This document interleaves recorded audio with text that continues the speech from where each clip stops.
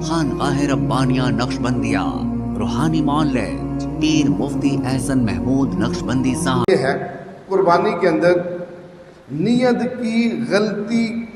کے اندر غلطی کرنے کا حکم۔ نیت کے اندر اب دیکھیے، اب کوئی بھی عبادت ہے، نماز ہے، روزہ ہے، زکوٰۃ ہے، حج ہے، اب ان جیسے یہ عبادات ہیں، اس وقت قربانی بھی عبادت ہے۔ قربانی کو گوشت کے لیے تھوڑی ہے کہ ہم گوشت کے لیے قربانی کریں، قربانی عبادت سمجھ کے کرنی ہے۔ قربانی عبادت، یہ عبادت ہے اور عبادت کو عبادت ہی کے درجے میں رکھنا ہے۔ اب ایک آدمی نماز پڑھنے آتا ہے، اب ظاہری طور پر تو نماز پڑھا ہے، لیکن نیت میں یہ ہے کہ لوگ کہیں نمازی ہے، بس یہ دل میں نیت کر لی لوگ کہیں نمازی ہے۔ حج کر کے آدمی بظاہر سارے ارکان پورے کیے ہیں، لیکن اندر یہ کہ لوگ کہیں حاجی صاحب، لوگ کہیں حاجی، لوگوں میں مقبول ہو جاؤں، محبوب ہو جاؤں۔ اب اس نیت کی وجہ سے اس کا عمل مردود ہو گیا، وہ اللہ کے ہاں وہ قبولیت کے درجے تک نہیں پہنچ سکتا، اس لیے اس نے عمل کر کے نیت جس کی کرنی تھی، جس نے قبول کرنا تھا، اس کی نہیں، اس کی کر دی جو قبول کر نہیں سکتے۔ بھئی اب ہم کسی کا حج قبول کر سکتے ہیں، تمہارے لیے حج کرے گا تو ہم کہیں گے ہم نے آپ کا حج قبول کر دیا۔ جس کی نیت کی وہ قبول کر نہیں سکتے، جس کی کرنی تھی، جس نے قبول کرنا تو اس کی نیت کی کوئی نہیں، وہ حج ہو گیا مردود، نماز ہو گئی ختم، صدقہ ہو گیا ختم۔ اسی طرح قربانی کے اندر سب سے بنیادی طور پر نیت ہے اللہ پاک کی رضا کی۔ اگر اس نے غلط نیت کر لی کہ چلو جی قربانی اس لیے کر رہے ہیں کہ ہم گوشت کھائیں گے، اگر ہم قربانی نہ کریں تو کس لوگوں کا منہ دیکھتے رہیں گے کہ لوگ گوشت دیں گے تو پھر ہم گھر میں گوشت پکائیں گے، ہمارے بچے لوگوں کا منہ دیکھتے رہیں گے۔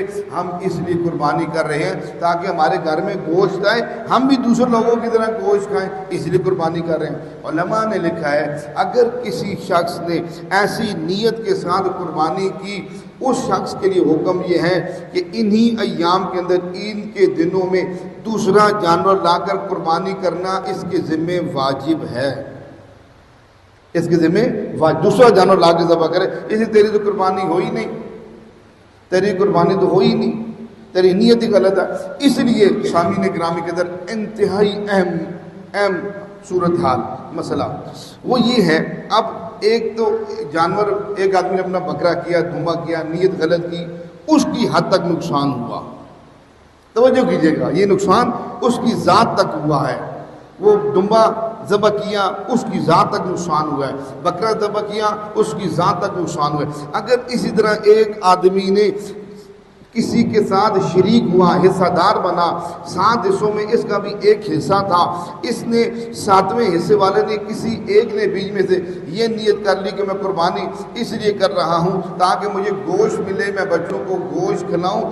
اب اس ایک کی فاسد نیت کی وجہ سے باقی 6 شرکا کی قربانی بھی ختم، وہ بھی فاسد ہوگی، وہ بھی ختم ہوگی۔ اس لیے یہ عبادت ہے۔ اب 4 رکعت کی نماز پڑھنے بادشاہ خان صاحب آپ، اب چوتھی رکعت میں آپ سے مفسد صلاۃ عمل ہو گیا جس سے نماز ٹوٹ جاتی ہے۔ اب آپ کیا کہیں گے، تو چوتھی رکعت میں ہوا ہے نا، تو چوتھی رکعت دوبارہ پڑھ لیتا ہوں، ایسا ہو سکتا ہے؟ نہیں، آپ کو حکم ہے دوبارہ ساری نماز پڑھیں۔ اسی طرح 7 شرکا میں سے ایک کی نیت خراب نکلی، اس کی وجہ سے ساتوں کی قربانی ختم ہو۔ اس لیے میں ذاتی طور پر شرکا سے بہت ڈرتا ہوں۔ اس لیے 7 آدمی کی نیتیں کون چیک کرے، 7 آدمیوں کے مال کو کون چیک کرے، حلال کیا ہے، حرام کیا ہے، فرائض، اب یہ کون چیک کرے، 7 کے جذبوں کو کون چیک کرے، یہ بہت نازک معاملہ ہے۔ ہم نے جو اجتماعی میں نے قربانی چھوڑی نا، ممبر رسول بیٹھے انہی وجہ سے چھوڑی ہے۔ حالانکہ یہ مشقت کا کام تھا، لوگ خوش ہوتے تھے، دعائیں دیتے تھے، باتیں کرنے والے بہت باتیں بھی کرتے تھے، سارا کچھ تھا، اس وجہ سے کہ بھائی اب خود لا کے دیکھ یہ بھائی اس میں گوشت تھوڑا ہوگا، ہمارا اس میں حصہ نکال کے اس میں ڈال دیں، اور تیری ہے ہم ہمارے لیے بڑا جانور کیوں نہیں لے کے آئے؟ لوگ کیا کہیں کتنا چھوٹا جانور کیا ہے ہم نے، ہمارے لیے بڑا جانور لانا تھا، لوگوں کو پتہ لگے جناب ایسی قربانی، ہائے ہائے۔ اسی لیے اللہ معاف فرمائے، آج ہم عبادت کو عبادت نہیں شغل بنائے، قربانی کو شغل بنایا ہوا، مذاق بنایا ہوا، اس لیے ایسے کرنے سے قربانی مردود ہو جاتی ہے۔ ہمارے ہاں جادو، جنات، बंदिश और नजर बद का शाफी इलाज कुरान और सुन्नत की रोशनी में किया जाता है।